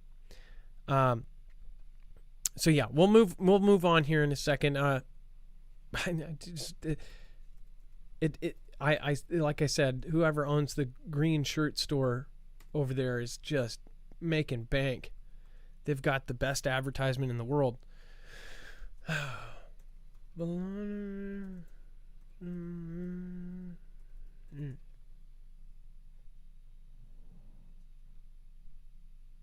Okay, yeah. This is the head shop, by the way. Oh, never saw that one. Yeah. Do you think that it would have the same effect? Probably not. Suit and tie, that's of course in the show. These are all this is all before he was actually something. What's funny is he wore all of this while playing one. Now that he is one, he wears a regular t-shirt. In fact, all of this is from before. Is that... Okay, do you want to hear something else weird? Do you think it's weird that there's not one picture of him wearing a green shirt when you look up his name? I'm sorry, but not one. Do you see what I mean? Why? Was that a strategic thing? This is even DuckDuckGo. Or is it I wonder if the Oogles has all green shirt, right? Why is there not one? Have you ever seen him wear something else? Just saying. Not one instance of him while he's been the real event here. That's just weird. Anyways, moving on. I got stuck. Before we talk about Vlad and USA, just a quick reminder, if you don't have long-term survival food, we have essentially given you this, so you have a way to do it. If you're already looking for freeze-dried foods, if you go through us, you then can financially help our channel at the same time as getting a discount. Right now, their 3-month is 20% off. Again, there's all sorts of different deals and sales going on. So make sure to go over and check it out at marfooglenews.com/prep. But of course, their 3-month supply right now is 20% off. You can also get iodine tablets. You can get the Alexa Pure Pro, again, comparable to the Berkey, for a fraction of the cost and does all of the same things. Again, they also have power banks. They have survival gear, first aid, medical survival books, because again, if something does hit the fan, you will not have DuckDuckGo to go search it. You will need something on hand. Go to marfooglenews.com/prep, and not only can you, most cases, get a discount, you can help your favorite channel at the same time. That's marfooglenews.com/EMP. I'm sorry, prep. PREP. All right, Dex, let's talk about Vlad says U.S. is approaching dangerous line amid nuclear warnings. Well, we've been giving them a few more, it seems like, messages around their statements and actions that they put in place about potentially going nuclear. And now they're coming back and saying, hey, you're making it worse because you're telling us what not to do. So you're pushing us closer to that line. just again, it's all the rhetoric going back and forth. But I think we covered last week how we sort of came out and said, well, we're using strategic ambiguity because we don't want them to know. We'll keep them guessing what we're going to do because we're going to do something bad, but we will never tell them. Now, we've changed it to something a little bit more like it's catastrophic if you do something, or it'll be catastrophic consequences if you do that. That's sort of the latest messaging that's been going from the West over to Vlad. So, here we have the comeback, which is, hey, you're getting that line even closer because you keep running your mouth. I'm envisioning a couple of brawlers just yelling at each other like, yeah, keep saying it, who's going to throw the first punch kind of thing. That's just what I've got going in my mind when I keep reading this going back and forth from the West, specifically our administration or its mouthpieces to Vlad and his mouthpieces. Yeah, and by the way, over the last couple of days, a lot of things happened, including that partial mobilization of 300,000, and of course, there was some verification that it actually had small print for up to 1 million soldiers mobilized and essentially grabbed off the street if they have to. So people rushed out of Vlad's country. Some left. Some bought one-way tickets out of there so they wouldn't get drafted. They also put in a law that essentially if they desert, if they are insubordinate, if they don't follow an order, or if they try to leave and not serve their time, if they're drafted or whatever, conscripted, then they will serve a minimum of 10 years prison, or that's most likely. I don't know if they say a minimum or if that's just the sentence, like you will serve 10 years. But a lot of people freaked out when he did that, and there were a lot of people that tried to leave Vlad's country. In some places, they were not allowing men to leave. They were only allowing women and children. So we've already heard of some stories of people creatively getting around that. Some, are sneaking over borders and things. So there may not have been a huge event over the last couple days, but there were a whole lot of things that ended up being very serious in the last week. Go ahead, Dex. And Adam, did you grab the Nord Stream article? It's in Screener. All right, let's see here. So while you're pulling that, basically they lost pressure or had a decrease in pressure. They're pointing the finger at an attack towards them from Vlad. We can read the details when you get it loaded. But the point is, I guess the point they're making is it just seems too obvious. In other words, it's not just coincidental that all these things are happening at this time. So that's why they're using the quote unquote the word attacked. Yeah, it says a sudden drop in pressure on the Nord Stream pipeline has been due to a leak after it's believed they have been attacked, a German economy official reportedly said. It says gas pipelines connecting Vlad's country to the rest of Europe appear to have been sabotaged after suffering a sudden drop in pressure, a German economy official reportedly said. Didn't he say I'll turn it off if I need to, or wouldn't they first go to maybe he just turned it off? The now defunct Vladian-owned Nord Stream 2 suffered a gas leak, and it has now been followed by a drop of pressure on Nord Stream 1, with German officials reportedly believing that the pipelines have been in some way attacked. Supply has not been impacted as there was no gas being sent through the pipelines. So they were already off, right? Yeah, they were off to begin with. So, at the end of the day, it's Vlad's pipeline, and if he's saying it's not working, it's not working. And if it's going to be attacked, it's either going to be the West or himself. So why would he attack his own when he could just say, it's still not working. We're not done fixing it, so you're not getting anything, which is what he's been doing all along. This is kind of, I don't know. It just doesn't set right. And why would the West you do something to that line? They actually want the line running, so for them to attack it would make no sense either. So I think the most logical thing here is it's been off, it's going to continue to be off. And why? Because there's a conflict going on between Vlad and the West, And Vlad has the ability to turn that thing on and off. It's his pipeline. Well, yeah, it doesn't. That's like my first thought is couldn't he just turn it off? I guess he wouldn't get blamed, but it's already there's no gas being sent through it. It's already off. He already turned it off. Yeah. I don't know.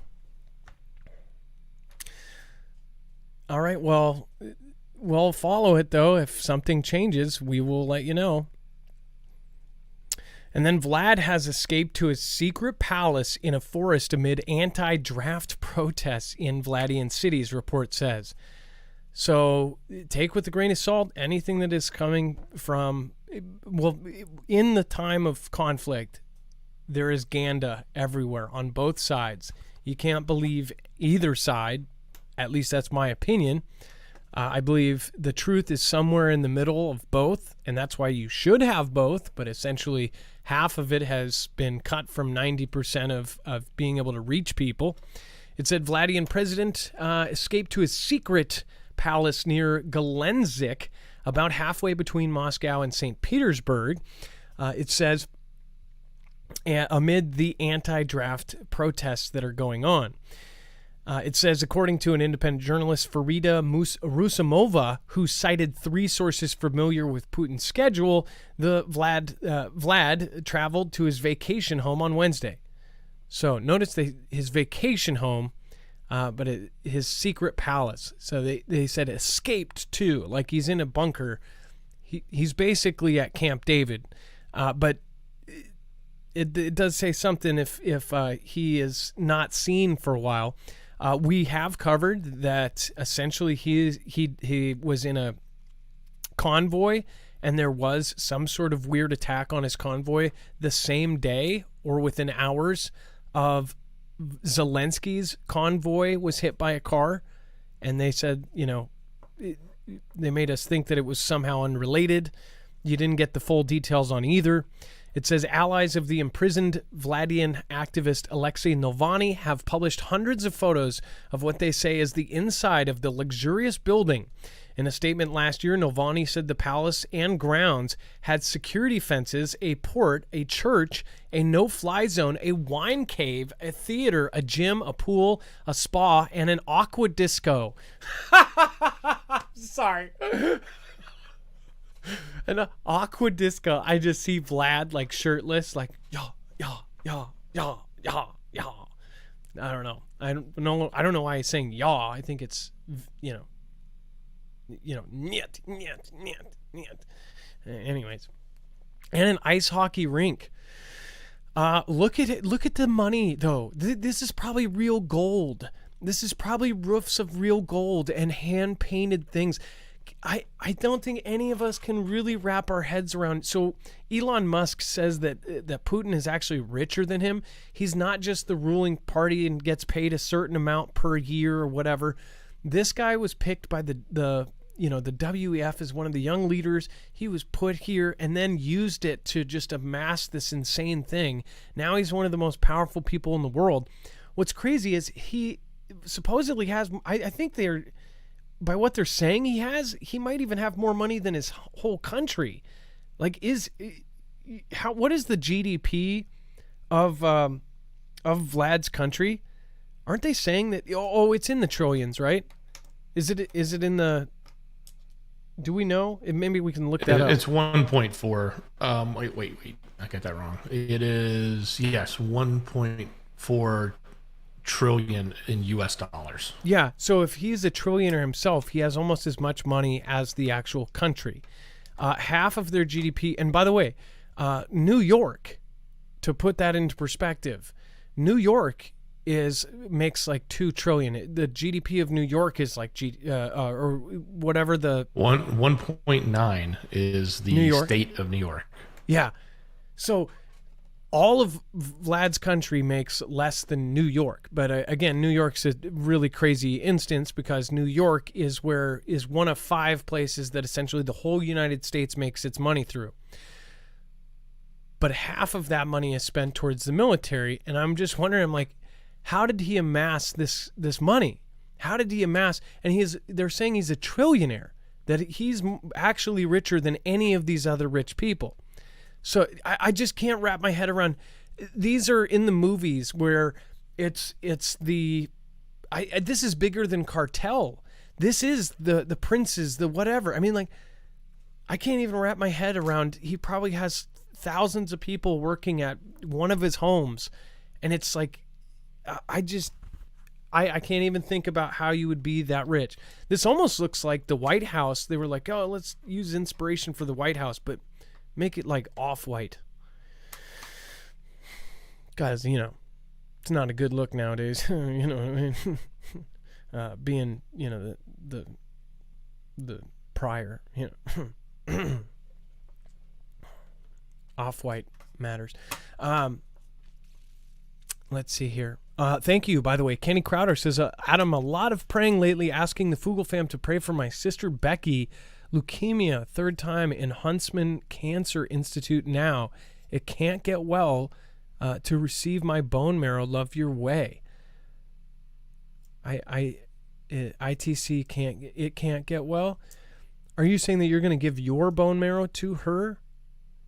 Kenny, I'm so sorry. Kenny, by the way, is one of my oldest subscribers. He was here in, like, I want to say in the first 10 subscribers, like 10. Like, I had 4 people randomly watching me on their couch. Kenny was one of those people. So thank you, Kenny. And I'm so sorry. And I'm praying for your sister as well. You know, Kenny, you know I lost now several people to cancer, including my best friend. Which is, it's really, really hard. I'm so sorry, Kenny. But I'm hoping that she can get through all of that. And says third time in Huntsman Cancer Institute. I'm so sorry. Well, a lot of people are praying for you already, Kenny, and your sister Becky. And then Jerry Shirts 99, hurricane checklist in Naples: beef, chicken, propane, rum, ciggies, cards, and ice. Sounds about right. And then that Gen X dude says, don't look up 2.0. Yeah, well, we'll get to that. We're about to get to the 2.0 here in a second. In fact, we're almost there.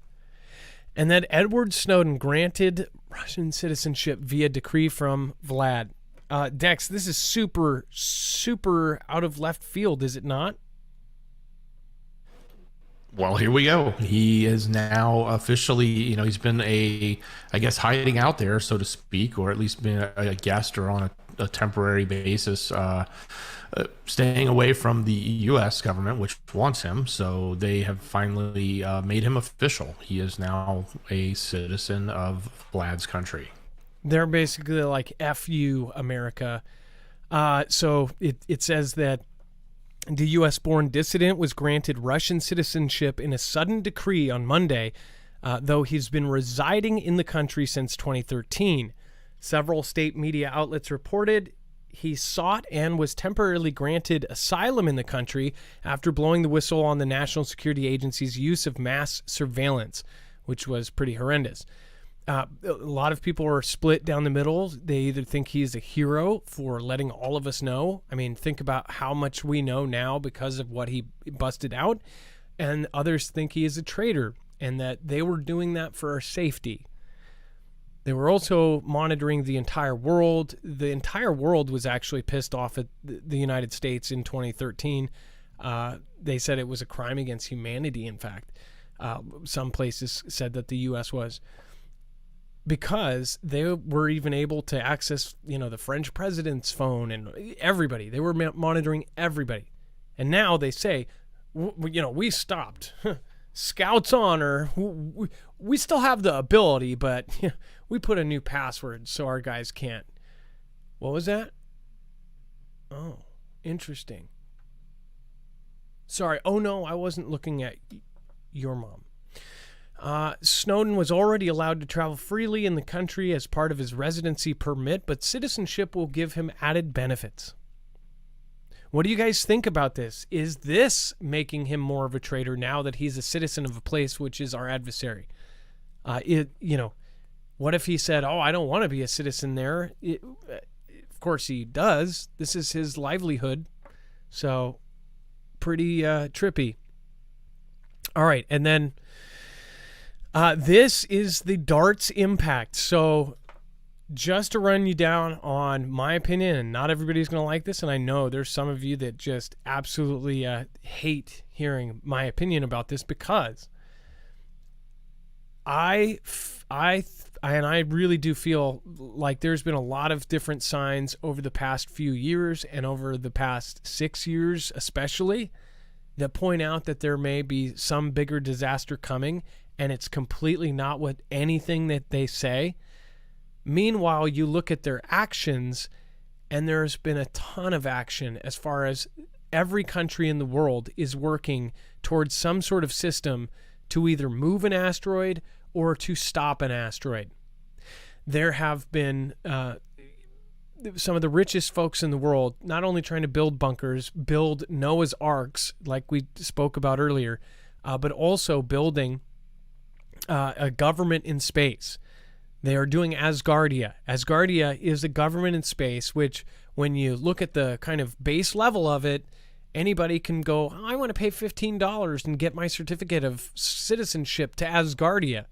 But on the real top level, they're doing paperwork with the United Nations and with the world.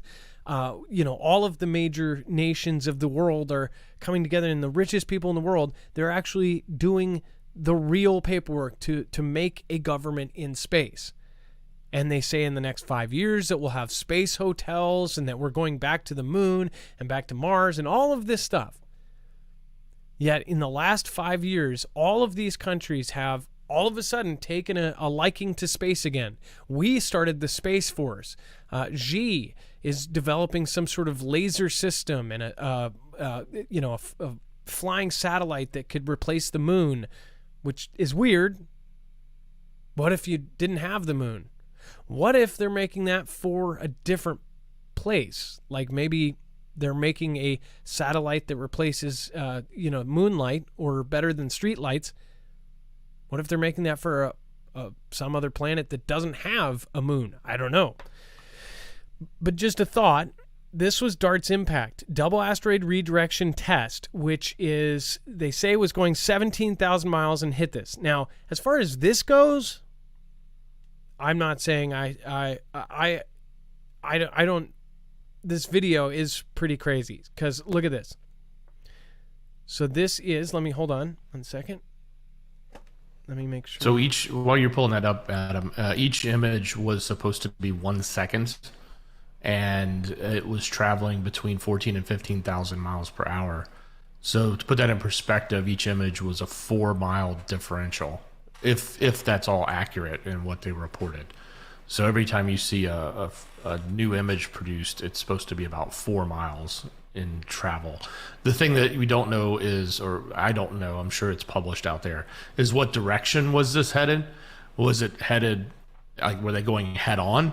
Or was it a perpendicular strike, in which case then maybe the speed wouldn't matter, but if it would matter a lot more if it was head on, because then it would have its own speed that would then play into it. So it might be more than 4 miles in each second, depending on the direction it was moving, it being the asteroid.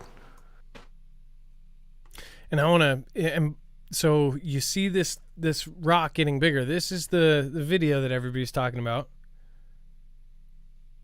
And I'm actually I just went backwards. I'm fast forwarding through it. There is no in between, by the way. It's just doop, doop, doop. But watch. Somehow, luckily, because they can't time it if it's going 15,000 miles, they get one picture right before. Look, this is right before impact. It might even be one more. Is it 2 more? Yeah, this one. So they say those are 4 miles. So by the way, these rocks on screen are supposed to be, I think they're the size of cars. How big is Didymos? Dex, can you look at how big? Well, this was I meant, I don't remember. This is the little one, right? Yeah, but I think, don't they call both Didymos or whatever? This is Dimorphos, or Right. This is like the little one behind it. Dimorphos. Not Dimorphos, yes. So how big is Princess Dimorphos or whatever? And then this is before hit. It's saying 560 feet is the diameter. Okay, so that's the size of roughly about the Space Needle. This is pretty big. So these rocks that they are showing on screen are supposedly probably the size of a car, because when you look out and zoom, that same rock right there, it's kind of crazy here. Oh, okay. So by the way, this is, I'll go back by 5 seconds each time. Here's one of the last pictures before. And then it goes to this. So I'll full screen this here. This is the last picture before it then... So that's supposedly 4 miles away, if that was the last picture. Or less. Less than 4. Or less. And then you kind of see something at the top of the screen, which I don't know. I guess that's from the last frame, maybe, whatever. So it's going 15,000 miles. The one thing is a few people here, and probably more than a few, doubt this happened. I can explain the top of the frame. Because it's like a TV. It was producing an image and sending it when it got cut off, and that's how much it produced before it got destroyed. Yeah, because TVs go in lines, right? Or they send the... We don't see it. But our TVs actually do that, or at least the old CRTs did, right? Yeah, and you can sort of, like back in the old days of a slow 56K. internet, you would see the image load at the top and build its way down. You know, a camera does the same thing, but the image that's being produced was being produced from top to bottom, so I don't know about that. Cut off in the middle of the frame. Because if you see well, I guess it doesn't look like the rocks are that much bigger, like it moved that much closer. By how much it moved from here to here.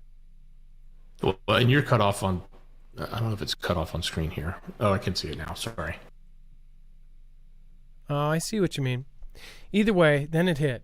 So let me show you this clip here. And again, all they told us is it's one picture every second. So it's not a movie. It's or it is a movie, I guess, in the sense that it's a single frame a second, not 30 frames a second, which is what you're looking at Adam now on the screen at. Everybody's cheering right here. Let's see here. This guy's comments just really... Okay, I'm going to switch over. Really did this one very well. It's been a successful completion of the first part of the world's first planetary defense test. And there were years of hard work. There was a lot of innovation and creativity that went into this mission. And I believe it's going to teach us how one day to protect our own planet from an incoming asteroid. I really look forward to learning all about what's happening. I just wanted to... From the... And actually, I'll rewind that so you can hear that. I really look forward to learning all about what's happening from the observatories so they can tell us about the changes in this asteroid's orbit. So thank you to this. And I apologize. I need to break it up here so I can show you all of it. The main point here is they both echo the same team. We are showing that planetary defense is a global endeavor, and it is very possible to save our planet. Very possible to save our planet. And by the way, this guy, this was kind of funny. He does not know he's going to be on. Very possible to save our planet. All right. That was. And I want you to also look at his eyes. Our planet.